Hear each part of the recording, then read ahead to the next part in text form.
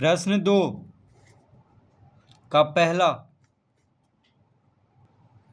अमित की वर्तमान आयु 1 वर्ष है। अमित के पिताजी की आयु उसकी आयु के 3 गुनी से 4 वर्ष अधिक है। अमित की माताजी की आयु अमित के पिताजी की आयु से 5 वर्ष कम है। अमित की माताजी की वर्तमान आयु क्या है? तो दिया हुआ है अमित की वर्तमान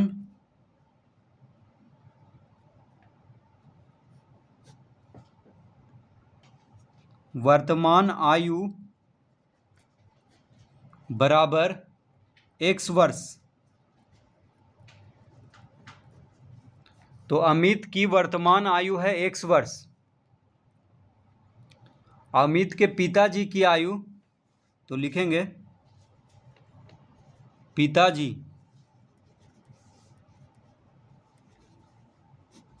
पिताजी की वर्तमान आयु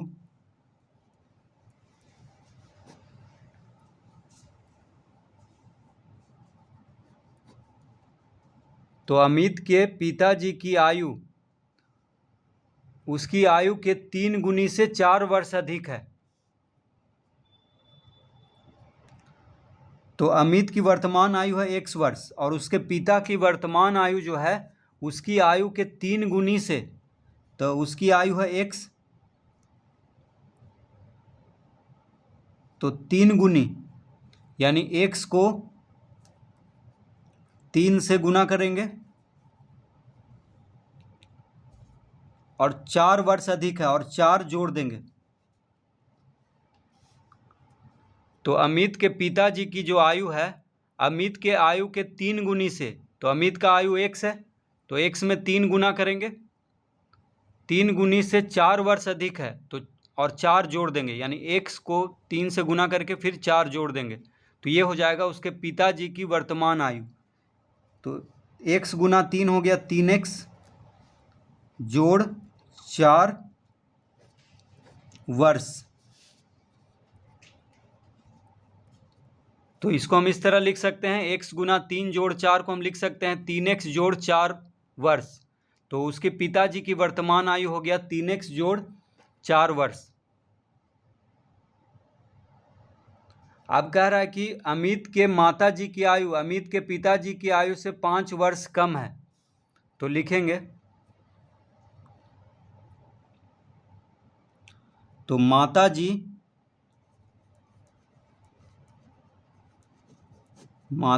की वर्तमान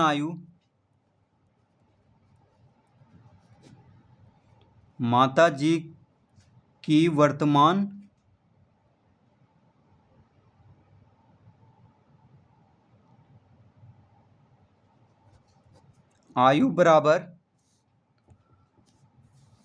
तो उसके माताजी की जो आयु है उसके पिताजी की आयु से 5 वर्ष कम है, यानी उसके पिताजी की आयु में 5 घटा देंगे। तो इसका मतलब हो गया कि 3x माइनस 4, इसमें क्या करेंगे 5 घटा देंगे, 3x प्लस 4 है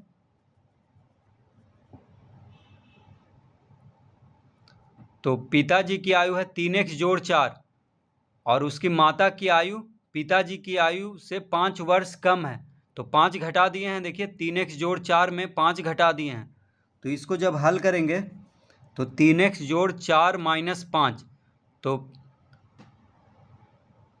4 माइनस 5 क्या हो जाएगा -1 हो जाएगा। देखिए 5 में से 4 घटाएंगे 1 आएगा, बड़ा संख्या माइनस में है तो -1 लिखेंगे, यानी 4 माइनस 5 हो जाएगा -1, तो 3x माइनस 1 वर्ष। तो माता जी की वर्तमान आयु हो जाएगा 3x माइनस 1 वर्ष।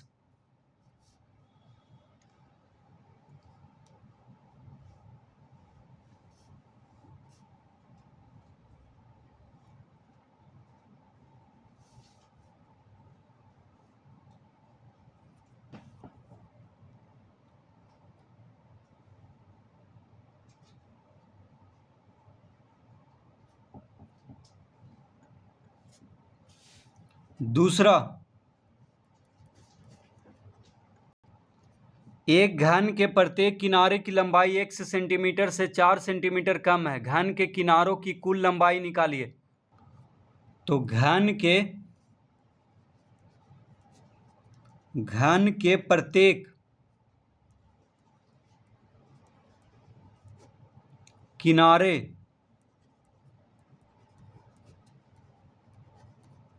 की लंबाई बराबर, तो कह रहा है घन के प्रत्येक किनारे की लंबाई x सेंटीमीटर से 4 सेंटीमीटर कम है, यानी x में 4 घटा देंगे।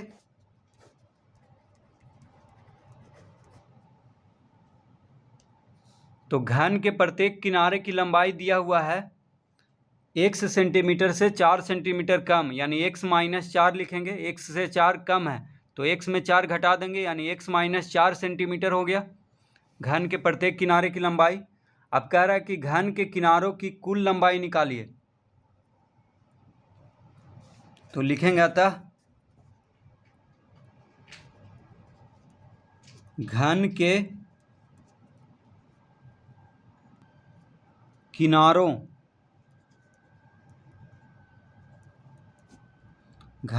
किनारों की कुल लंबाई बराबर, तो घन में 12 किनारा होता है।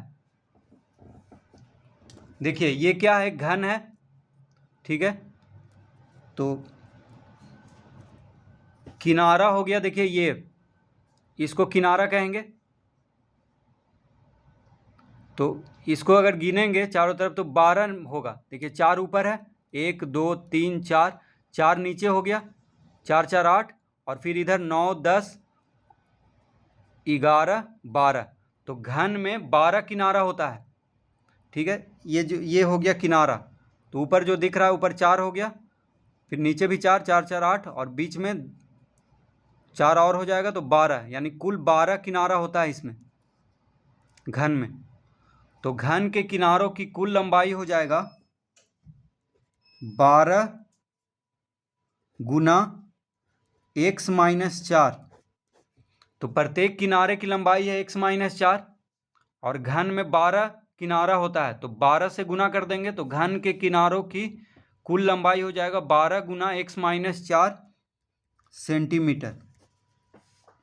तो इसको हम लिख सकते हैं 12 गुना x माइनस 4 सेंटीमीटर। तो इस तरह हम इसको लिख सकते हैं, गुना हटा देंगे तो हो जाएगा 12 गुना x माइनस 4 सेंटीमीटर।